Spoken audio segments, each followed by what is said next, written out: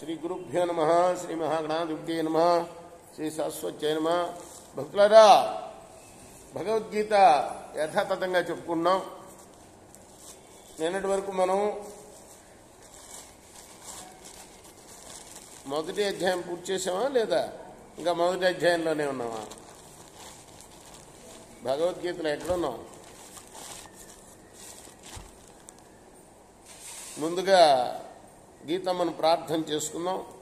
పార్థాయ ప్రతిబోధితాం భగవతా నారాయణేన స్వయం వ్యాసేన గృహీతం పురాణమునినా మధ్యే మహాభారతం అద్వైతామృతవర్షిణీం భగవతీం అష్టాదశాధ్యాయినీం అంబా త్వామనుసందధామి భగవద్గీతే భగవద్వేషిణీం శ్రీకృష్ణ పరబ్రహ్మణే నమః. శ్రీమద్భగవద్గీత 67వ శ్లోకం వరకు చెప్పుకున్నాం మొదటి అధ్యాయంలో. ఇవాళ 68, 69 2 శ్లోకాలు చెప్పుకుందాం. ఏషాం త్వంతగతం పాపం జనానాం పుణ్యకర్మణాం తే ద్వంద్వమోహ నిర్ముక్త భజంతే మాం దృఢవ్రత తస్మాజ్జస్య మహాబాహో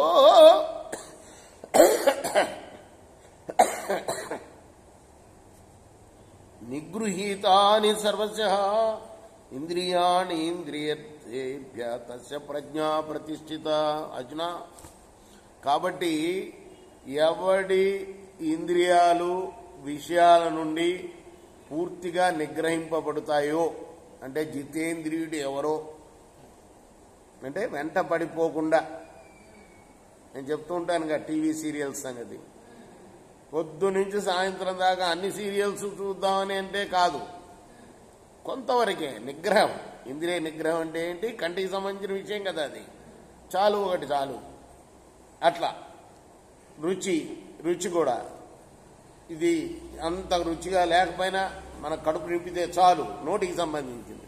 ఇలా ఎవరి ఇంద్రియాలు విషయం అంటే అదే ఏంటి? నోటికి విషయం తిండి, కంటికి విషయం చూసేది. ఇట్లా ఇంద్రియం, ఒక్కొక్క ఇంద్రియం, కళ్ళు, చర్మం, నోరు, ఈ ఇంద్రియాలకు సంబంధించిన పంచేంద్రియాలకు సంబంధించిన పంచ విషయాల నుండి నిగ్రహింపబడటం, పూర్తిగా తొలగించబడటం కాదు, నిగ్రహింపబడటం ఉన్నదే. అలా గనక నిగ్రహిస్తే అటువంటి వాడి ప్రజ్ఞకు లోటు లేదు, చలనం లేదు. వాడు స్థితప్రజ్ఞుడు. అంటే యానిశా సర్వభూతానాం తస్యాం జాగ్రత్త సంయమి యస్యాం జాగ్రత్త భూతాని సానిశా పశ్యతో మునే. సాధారణ మానవులకి రాత్రి వంటి జ్ఞానదశ ఎందు యోగి మొలకతో ఉంటాడయ్యా. వారికి పగట వంటి భోగేచ్ఛా విషయంలో ఆత్మజ్ఞానం నిద్రిస్తాడు. అంటే భోగి చీకటి, యోగికి పగలైతే యోగి చీకటి, భోగికి పగలు. రేపు మనం 70వ శ్లోకం కొనసాగిద్దాం. గర్వచ మహాపాపాది పాపాన్ని గీతాజ్ఞానం ఎత్ర గీతాశ్రయం తిష్టాం గీతాజ్ఞానం గీత.